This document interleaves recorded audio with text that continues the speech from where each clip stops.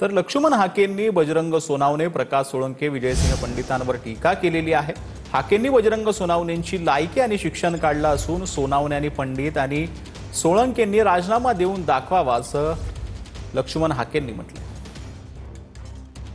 बजीर सोनवणे, चंदन चोर, अरे तुझी लायकी काय रे?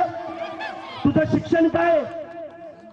आणि म्हणतोय त्या लक्ष्मण हाकेला सांगा पहिल्यांदा ग्रामपंचायतीला निवडून येऊ द्या। अरे वळवाच्या पावसामध्ये ती नाहून निघालंय।